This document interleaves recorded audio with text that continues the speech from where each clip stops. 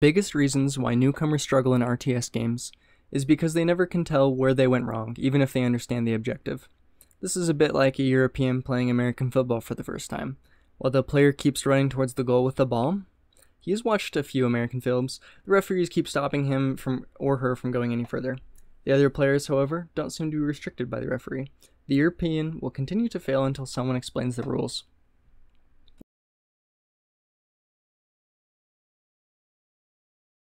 Experienced players seem to play by entirely different rules. They have more resources, more units, and it never becomes obvious why until we take a good look at what is actually happening. Welcome to the first part of a series of videos that tries to explain that. We will be checking out the base mechanics of the genre as a whole, and then apply these concepts to a few games. At the beginning of this video, we will be learning about the stages of a typical RTS game, which will give us a solid background when we take a look at more specific concepts. Afterwards, we will look at the point where most games are lost and won, timings. The stages are as follows: early, mid, late, and end game. We will start with the early game, but first I would like to mention that these are just guidelines. Things can change up depending upon the game. The early game is characterized by the following things: information gathering, scouting, using the plan you had before the game started, establishing basic map control, and laying the foundation for an economy. Each of these concepts are worth looking at in a video all on their own, but again, the purpose of this video is only to give us a background so that we can begin to see where we are making mistakes. While many of these things seem small, this is the stage where most of the mistakes of an early player are made. This is where everything starts, and the foundation of the entire game is set during the early game.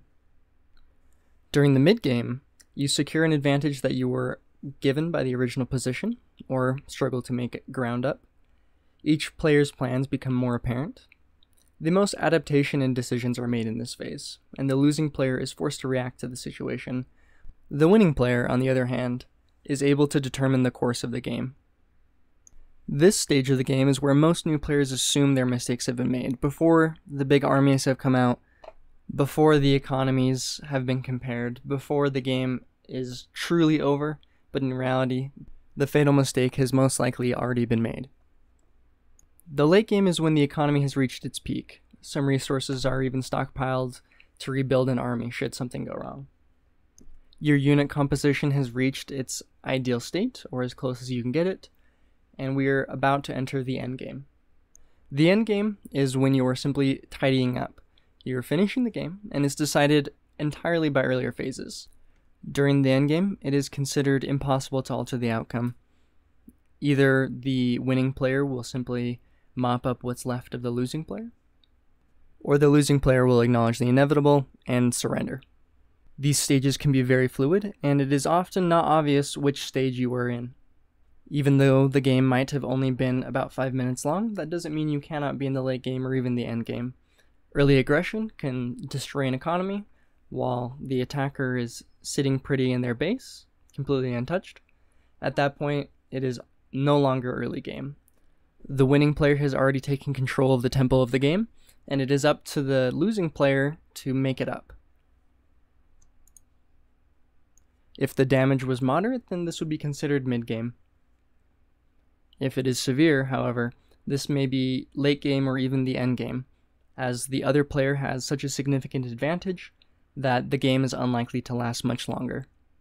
In this case, the units on the field may not be as sophisticated as the ones you would see in a 40-minute game, but all the same, the economies have mostly reached their limits for the game. Very little development in the armies will be made, and soon the game will be over. Likewise, in an hour-long game, you may think that you are in the late game, or perhaps the end game, when in reality you're still in the mid-game. You're still securing advantages that you've created for yourself earlier on. Your plans have become apparent, but the peaks haven't quite been reached. It is typically, in this case, a close game. This is typically a very close game in such a situation, and there is much more development that will happen for both players. It is even possible that the late game situation will turn into an early game situation, where both players get completely destroyed and have to build from the beginning. Perhaps the map may have changed a little bit, the players have swapped places, resources have been diminished. but you have still returned to the early game. You may be wondering now what the point of all this information is. Now you may understand some phases of the game, but how does that help you win? The important thing there is timings, and this was sort of touched upon earlier. Timings are where you are planning to be the strongest. Represent a choice. You choose when to focus on your economy and when to focus on your army. Early timings mean you choose early to start developing your army as opposed to your economy. Late timings mean you focus on your economy for most of the game, and at the end of the game, just build the best army physically possible. Some things in this video were not covered as in-depth as I would have liked, but make sure to stay tuned for further videos that will discuss each of these concepts more in detail. At the end of this video, I'd like to thank my buddy Brian, aka Earl of War, for all of the times that we've played together and the footage that I was able to get from that. I'd like to thank Spencer, also known as Raptor F22, for the exact same thing. There are a couple of different basic timings: rush timings, mid-game timings, and late-game timings. Hopefully these sound a bit familiar to you. Timings are when you pick a specific point in the game where you want to be stronger than your opponent. Most new players try to do late-game timings, where they build up their economy, their army, and then all in at the end. An experienced player, however, will understand that you need to vary these timings. Being able to rush, or do more early aggression, is typically a mark of someone who understands the basic mechanics of the game. This is why so many new players are surprised by the fact that they are severely outnumbered at a certain point in the game. Even if they manage their economy perfectly, which is unlikely, they still will be outnumbered by someone who decided to pick an earlier timing, and if they don't properly prepare for that, they can find themselves in quite the pickle. And here we're going to begin talking about how you can really become a better player. So you've started your game, you already have a plan because you're a smart little cookie. You do your scouting because you're an obedient little noob. And you see that gasp, the opposing player has put down an early barracks. Using your advanced analytical skills gained from this video, you know that there's only two options here. They're either an idiot, and you don't have to worry about it, because they just built a barracks they're not even going to use, wasting a bunch of resources early. Or they're going to be rushing you.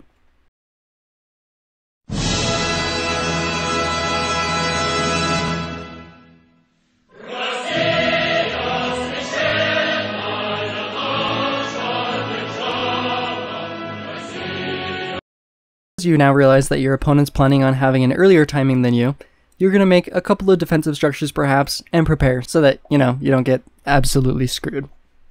And that pretty much is what the knowledge of game phases is useful for.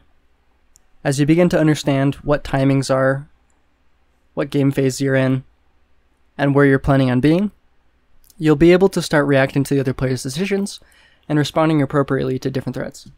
This sounds all pretty basic, but this can get extremely complicated. In a multiplayer game, for example, you might see two players going for a fast attack, and the other player building up their economy. Do you defend, or do you try to out-economy them, or do you launch an early attack? That's what we're going to be exploring in further videos, although we'll be focusing mainly on 1v1 matchups. That means from here on out there's going to be two separate lines of videos.